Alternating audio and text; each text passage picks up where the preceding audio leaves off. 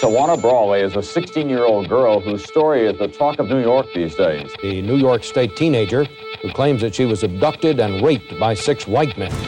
In the late 1980s, Tawana Brawley became a household name as her horrific stories spread across the nation. She had KKK written across her chest and nigger across her stomach, leading to widespread outrage. We're going to expose the facts in these crimes that you do against black people. And intense soul-searching about race in America. Let Miss Brawley represent what we're not going to stand for as parents, as Americans, and as human beings. But how did investigators discover the truth behind the Brawley rape, and what is its legacy today?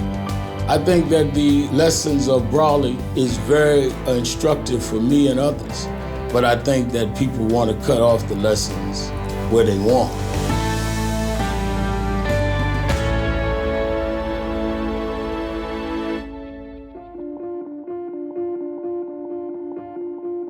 In November 1987, a news story from a small town 70 miles north of New York City shocked the nation. Special segment tonight, the Tawana Brawley case. She was found wrapped in a plastic bag, by some accounts, sexually assaulted. The 16-year-old cheerleader said she'd been abducted 4 days earlier and had been repeatedly raped and sodomized. She was found in a fairly frightening state. She had a pair of sneakers which had been cut with a razor. Her hair seemed matted and covered with feces. There was writing on her chest. The jeans that she had were burnt in the crotch. It was like, this is not a normal state to find someone. More unsettling was the claim Brawley made on national television about one of her attackers. He's a cop. He was a police officer. Brawley attracted a team of activists to her side. The Reverend Al Sharpton, C. Vernon Mason, and Alton Maddox were well known in the press, having recently focused attention on another racially charged case, the killing of a black youth who was fleeing a white mob in Howard Beach, Queens. New York State is now the capital of racial violence. In the Brawley case, they saw the makings of a cover-up and demanded a special prosecutor take over. I was a spokesman for the legal team and the family of Miss Brawley. I was involved to help bring light on the fact that there was a situation here that needed to be adjudicated. We are not going to let this girl be the scapegoat of a corrupt system. We want to show the world how low down, doggous, and callous the state of New York is. Brawley's advisors declared they had a suspect, a young police officer named Harry Chris Jr., who had committed suicide days after her attack. The media now has released that Tawana identified Chris. What's the evidence? Tawana's voice on the tape identifying Chris. With protesters taking to the streets, the state attorney general dispatched veteran investigator John Ryan to upstate New York, with orders to solve the increasingly sensitive case. We attempted immediately to sit down with Tawana and her family, and we reached out repeatedly to her attorneys, her advisors, and that was never fruitful. Her lawyers, it was their decision, along with her family, which I announced, that they did not want to cooperate because they did not trust the special prosecutor that was appointed by the governor. We might send them a letter and then, they'd have a press conference. They're at a press conference, and all of a sudden, Alton Maddox pops out with this guy's name. Her lawyers charged that Dutchess County Assistant District Attorney Stephen Pagonis was among the girl's attackers and demanded his arrest. We have the facts and the evidence that an assistant district attorney and a state trooper did this. She made statements to the lawyers. She never made statements to me. I did not ask a 15-year-old girl what happened. I believe the lawyers believed their client, and I believe that we had an obligation to go forward. Without Brawley's cooperation, Ryan tried to divine some clues from the initial police investigation. In the course of the interview with the police, she literally only said one word. She would also indicate, I believe by eye blinks, they would ask her a question and she would indicate yes or no. The police officer took what they could get. She was found in a grassy area behind the building that her family had previously lived in, very near the apartment that was then vacant but unlocked. She had literally just come off being grounded because she got home at 5 in the morning from some party. She goes to visit a boyfriend in jail, and then she eventually takes the bus home, and that's the last time anybody saw her officially during those 4 days. From his headquarters at the State Armory in Poughkeepsie, Ryan and his team struggled to make sense of a case that seemed to grow more complicated every day. We were an investigation under siege. We closed the bridge, the court, and this building, and Main Street. The press had its agenda, no offense. The advisors had their agenda, no offense. Quite frankly, we had to view it was those of us in the Armory against the rest of the world. There were scores of false leads. An acquaintance said he was with Brawley. He wasn't. A man claimed to have secret tapes that cast doubt on the veracity of Brawley's advisors. He didn't. We started a rumor about a 9-fingered man, just to see how long it would take for a press report, to call us and start to ask about the 9-fingered man. I think it took 2 days. But such moments of levity were brief. A trooper starts up the steps of the Armory, and these demonstrators decided they weren't going to let him in. He grabbed the demonstrator that was fighting him. Next thing we knew, Reverend Sharpton was accusing me of kicking a blind man. That bothered me. You realize how a lie can spread. Her advisors have said a lot the past few months, charging that white local officials were involved in the crime, not to mention the Mafia, the Ku Klux Klan, and the Irish Republican Army. Sharpton called Cuomo a racist, compared Abrams to Hitler, and said Brawley would go to jail rather than cooperate with the investigators. Maddox would actually say that the Attorney General of the state of New York was masturbating over pictures of 15-year-old Tawana Brawley. They looked up and they saw Maddox, Mason, and Sharpton. What's wrong with them? What was wrong with us was crackers didn't choose us. I think a lot of the rhetoric, including mine, went too far. But I think that there's a difference between the rhetoric and the reason we got involved. But at the time, that reason was questioned by one of his own associates. They are frauds from the beginning. Perry McKinnon, you couldn't see Sharpton without seeing Perry McKinnon in those days. And he was with him at all times. And, he's a decorated war hero. He's all these other things. This whole situation is not about Tawana Brawley. It's about Mason, Maddox, and Sharpton sort of taking over the town. Their exact words were, we beat this, we will be the biggest niggas in New York.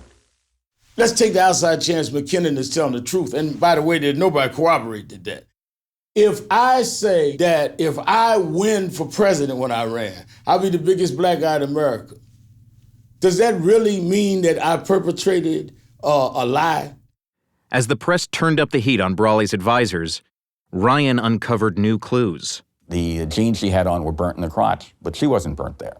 The cutting in the sneaker, clearly it was done when no foot was in the sneaker. An FBI lab agent on the case drew his attention to bits of cotton found inside the feces-smeared glove, allegedly used in the attack on Brawley. We were having a drink, and he said to me, and the damnedest thing is we found the same thing under her fingernails. Well, I almost spit my drink out. Get burnt cotton under her fingernails, burnt cotton in the tips of the glove. There's a real good chance, she's wearing those gloves. Next, Ryan set about discovering the source of the racial epithet found on Brawley's body. I was burning cotton in my kitchen and wasn't getting anywhere, and the burnt cotton fibers fell into the sink. And my wife, who's always been smarter than me, leaned forward, put her finger on the burnt cotton in the water, went like this, went like that. Looks like it to me. It was the last piece of the puzzle. Today, after 7 months, 6,000 pages of testimony, and 180 witnesses, a grand jury found beyond any doubt Tawana Brawley's story is a lie. Those allegations are untrue. The people who made those allegations lied. Their outrageous, irresponsible acts have increased the atmosphere of tension between the races. I think that people have to advocate what they believe in. I have friends right now that believe O.J. Simpson is guilty right now. And a jury said he's not. Does that mean that I think they don't have credibility? That means that I think that they have a belief that I don't share and a jury didn't share. A grand jury did not believe Ms. Brawley. I believe there was reason to pursue this situation. One of the real victims of this case was the family of the police officer. They suffered the loss of their son through a horrible means, and then were subjected in the press to these allegations which had nothing to do with them. I didn't bring him in the case, Ms. Brawley did. I was speaking for Ms. Brawley. I mean, of course we wanted the aspects of what her allegation was investigated. Pagonis was also vindicated in the report.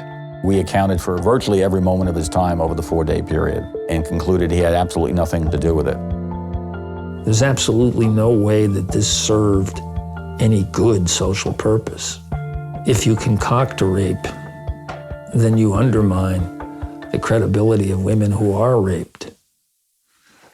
If you concoct a rape and turn it into a race crime, then you undermine true victims of race crimes. About 6 months after the hoax was unmasked, Brawley's former boyfriend told Newsday that Tawana had invented the scheme, apparently to avoid a beating by her mother's boyfriend after running away from home. But Brawley, who now works as a nurse under another name in Virginia, has steadfastly refused to explain herself publicly. I'm not a liar and I'm not crazy. What did I lie about? Lie about what? Grand jury to me didn't really exist. That was all a farce. Brawley and her advisors lost a defamation suit to Pagonis in 1998. Maddox had his law license suspended due to his refusal to answer questions about his conduct during the case. And Mason lost his because of unconnected ethical lapses. Sharpton was acquitted in a series of charity-related fraud charges. I think that we, and certainly I, going forward, learned how to be more cautious. But I also think the media has not adopted a lot of its lessons, and I think prosecutors have not adopted its lessons. The activist himself has moved on from the hoax that has altered the lives of so many others. Barack Obama.